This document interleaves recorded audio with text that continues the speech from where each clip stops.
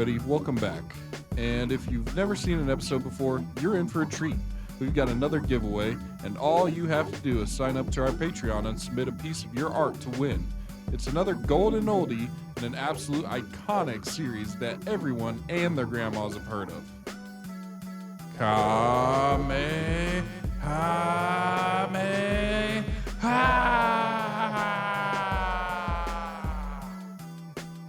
That's right, folks. It's time for DragonBallZ,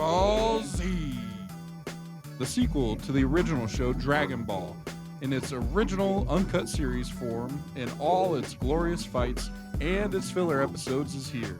From episode 1 all the way to, that's right, you guessed it, episode 291. You tuned in to the right one, the ONi1. Let's talk about it. The series begins with the arrival of Raditz finding our main character Goku on Earth. Goku, who is the main character but also Raditz's long-lost Saiyan brother, has it revealed to him by their meeting that Goku is of alien origins. As it turns out, even though Goku was raised on Earth, he's actually an intergalactic transplant from the planet Vegeta, kinda like the origins of Superman being from Krypton. But Goku has no memory of his past or how he ended up on Earth as a child. Raditz reveals his plans as he came to recruit Goku and want for them to finish the job and conquer Earth together for an evil empire run by a being known as Frieza, in which Frieza's evil empire and its enslaved Saiyan warriors spend their days decimating civilizations across the galaxy and taking planets for their own. These sound like some serious claims, and Goku immediately wants nothing to do with this plan, staking his fate with that of Earth's and deciding to fight with his heart instead of hate. The fight against our first foe, Raditz, ensues immediately between the two estranged brothers, in which Goku ends up sacrificing his life to kill the threat.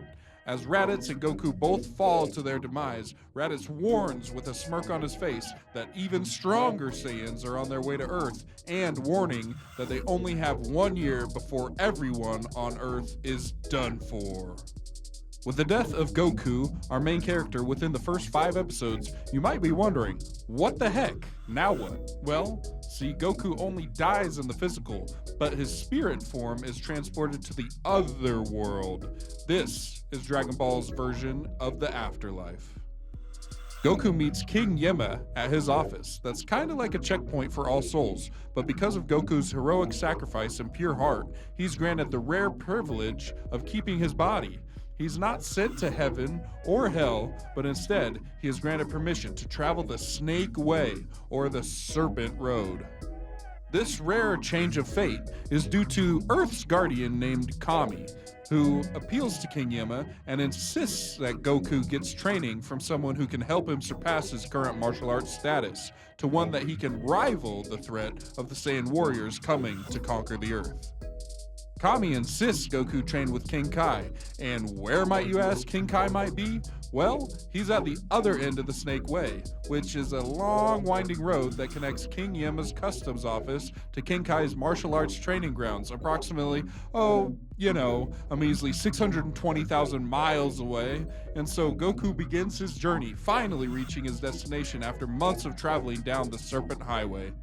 Back on Earth, the training of Gohan, who is Goku's son, has begun, and eventually Goku is able to make his way back to Earth just in time as the show launches into the epic Saiyan saga, culminating in the brutal battles against Vegeta and Nappa.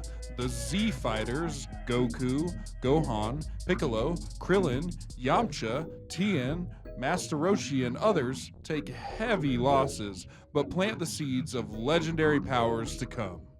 The story eventually shifts to planet Namek, where some of our good guys, Gohan, Krillin, and Bulma, have traveled to find the Namekian Dragon Balls to revive their fallen friends.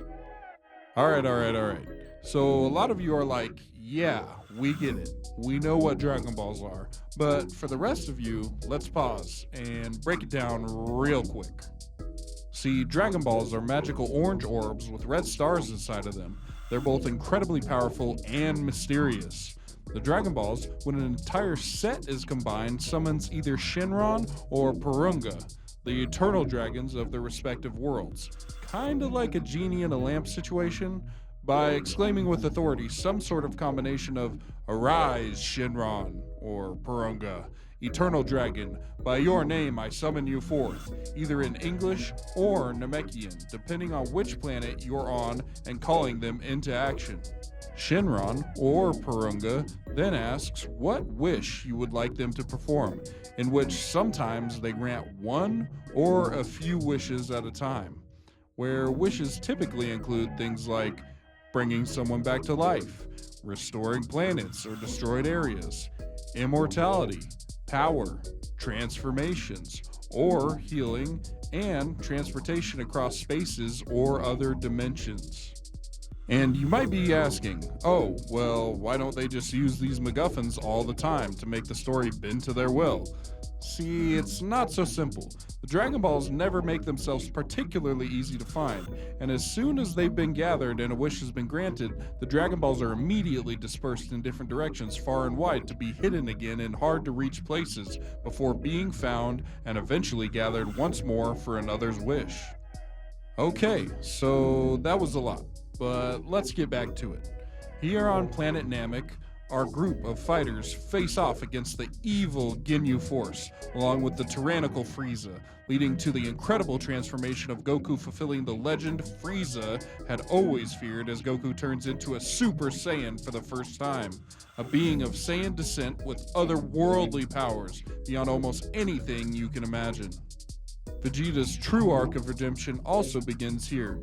Even if he doesn't quite admit it yet, he turns to join the Z Fighters from Earth and change his ways.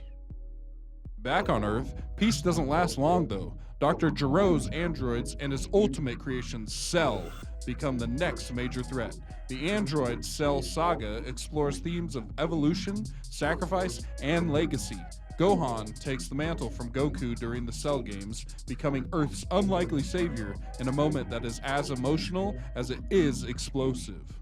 And trust me, I know we're glossing over a lot of stuff here, like Cell's epic defeat and Goku dying again, a 7-year time skip between arcs, Vegeta having a kid with Bulma, amongst other things. But I mean, we are talking about a series that's 291 episodes long, and that's not even including the movies or other canonical materials. I mean, geez, what else did you want me to do with my time? Anyway. So, to speed things up even more, the final arc takes us to the dreaded pink and evil Majin Buu saga. That brings magic, chaos, and godlike transformations into play, such as Super Saiyan Tier 3, fusion techniques, the rise of Gotenks, the return of Majin Vegeta, and the full powers unleashing Gohan's mystic abilities. After many twists, including Buu's multiple forms and unexpected allies, the saga ends up in a Spirit Bomb-charged finale, where Goku, back from the dead, finally defeats Kid Buu with the energy of the universe behind him. The series closes with peace and the next generation secured and safe, setting the stage for the legacy of the Z Fighters to continue on Earth. And folks, that's really all I want to say about the series. You should honestly go check it out for yourself. For a lot of people, including myself, this is truly where it all began. For so many of us anime fans, Dragon Ball Z is not just an action-packed adventure, it's a heartfelt saga filled with wild power-ups, emotional moments, and some of the best character developments in all of anime history. You'll laugh at Goku's cluelessness, cheer for Vegeta's slow redemption, and maybe even tear up during Piccolo's sacrifices or Gohan's transformation arc. The show is funnier than you think. It's intense, and it defined a generation of storytelling for so many of us that wouldn't have it any other way. If you haven't watched it, or haven't revisited it in years, go back and give it a full 291 episode treatment. It'll keep you entertained about just as long as the Serpent Road is long. But I highly recommend it for the biggest anime fans, really. It's a legendary Nimbus Cloud ride from start to finish. And I could spend hours talking about how this series changed my life and how amazing it is. And I encourage you guys to leave your thoughts and comments on Dragon Ball Z and your experiences for discussion in the comment section below. Have you guys seen the entire series? What's your favorite episodes or fights? Let us know.